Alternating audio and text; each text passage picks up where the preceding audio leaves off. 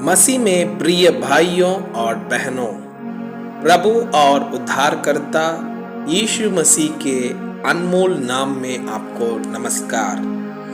आज का पवित्र बाइबल पाठ कार्यक्रम का उद्देश्य प्रत्येक व्यक्ति के जीवन में नियमित और सुधारात्मक बाइबल पढ़ने की आदत स्थापित करना है। हमारे वीडियो प्रतिदिन प्राप्त करने के लिए कृपया हमारे चैनल को सब्सक्राइब करें और नोटिफिकेशन आइकॉन भी दबाएं।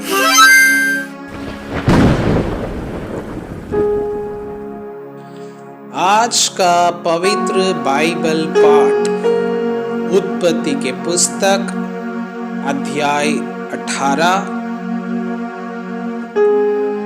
इसहाक के जन्म की प्रतिज्ञा। अब्राहम मम्रे के वांज वृक्ष के बीच खड़ी धूप के समय तंबू के द्वार पर बैठा हुआ था। तब यहोवा ने उसे दर्शन दिया।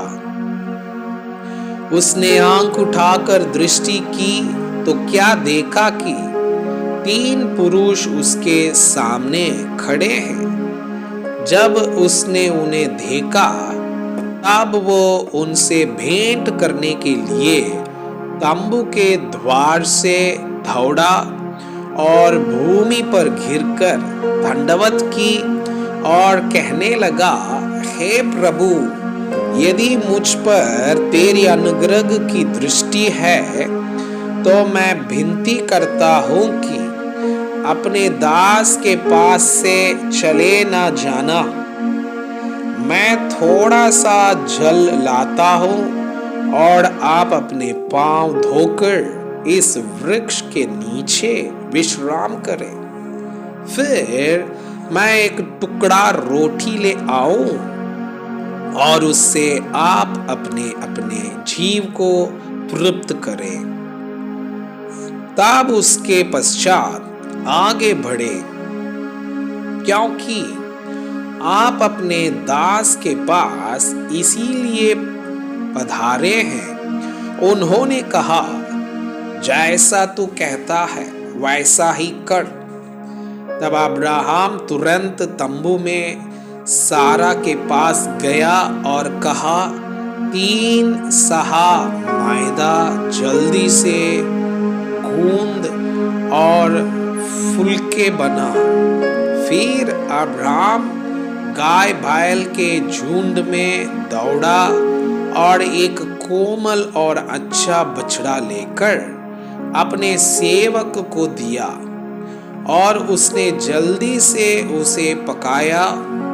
तब उसने दूध और दही और बछड़े का मांस जो उसने पकवाया था लेकर उनके आगे परोस दिया और आप वृक्ष तले उनके पास खड़ा रहा और वे खाने लगे। उन्होंने उससे पूछा, तेरी पत्नी सारा कहाँ है? उसने कहा, वो तो तंबू में है। उसने कहा, मैं वसंत ऋतु में निश्चय तेरे पास फिर आऊंगा और तेरी पत्नी सारा के एक पुत्र उत्पन्न होगा। सारा तंबू के द्वार पर जो अब्राहम के पीछे था सुन रही थी। अब्राहम और सारा दोनों बहुत बूढ़े थे और सारा का मासिक धर्म बंद हो गया था। इसलिए सारा मन में हंसकर कहने लगी, मैं तो बूढ़ी हूं और मेरा पति भी बूढ़ा है, तो क्या मुझे यह सुख होगा?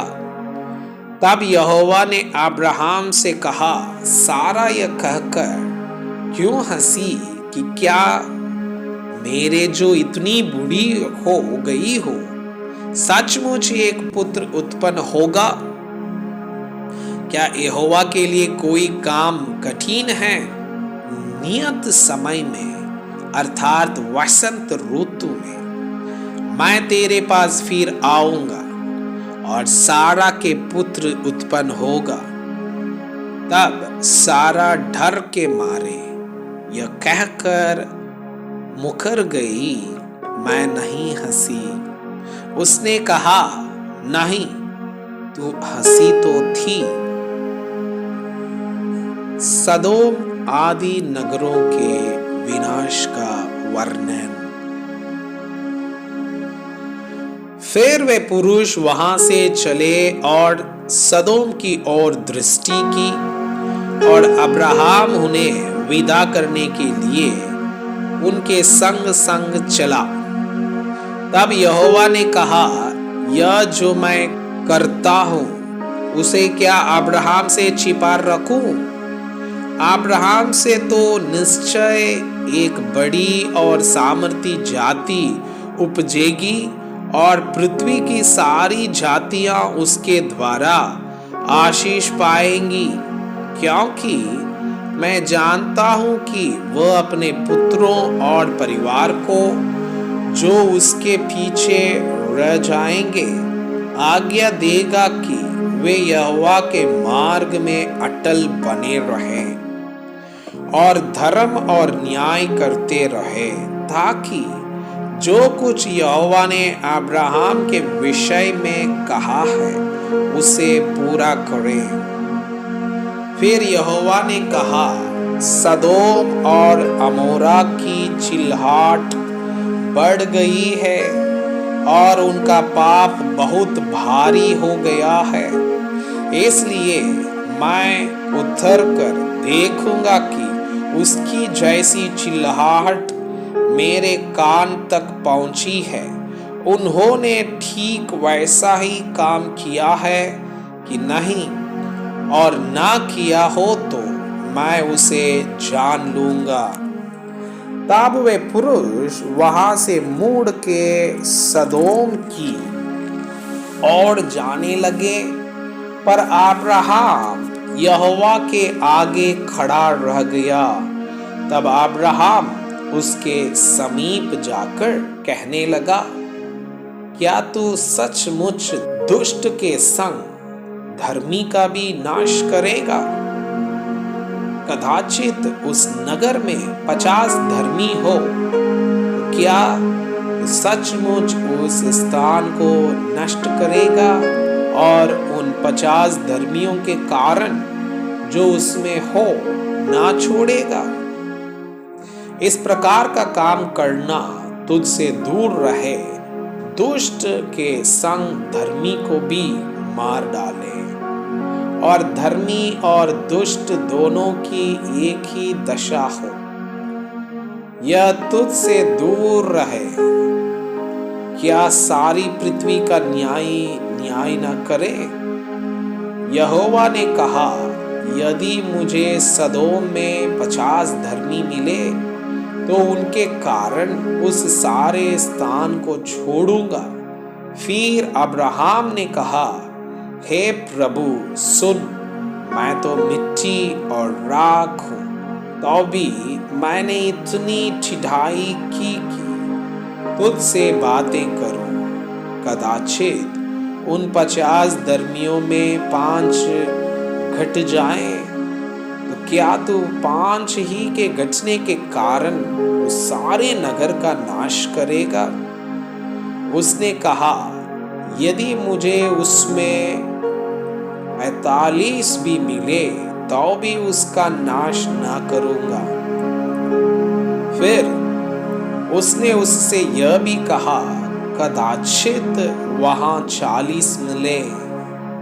उसने कहा, तो मैं 40 के कारण भी ऐसा ना करूंगा। फिर उसने कहा, हे प्रभु क्रोध ना कर, तो मैं कुछ और कहूं। कदाचित वहां 30 मिले।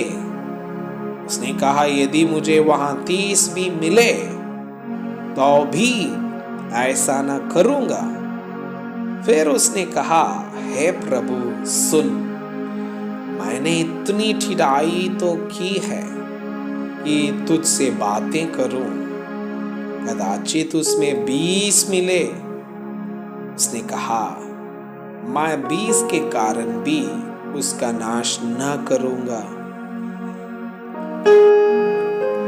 फिर उसने कहा, हे प्रभु, क्रोध न कर, मैं एक ही बार और कहूंगा, कदाचित उसमें 10 मिले। उसने कहा, तो मैं 10 के कारण भी उसका नाश ना करूंगा। जब यहोवा अब्राहम से बातें कर चुका, तब चला गया और अब्राहम अपने घर को लौट गया। मैं आपसे यह अनुरोध करता हूँ कि कृपया आज का बाइबल पाठ को अध्ययन करें और जिन वचनों के द्वारा आप प्रभावित हुए उसे अपने कॉपी में लिखें और आज दिन भर इस वचनों को अपने जीवन में अभ्यास करें। परमेश्वर चाहता है कि आप उनके समान सिद्ध और पवित्र बन जाएं। परमेश्वर आपको बहुताई से आशीष करें। आमीन।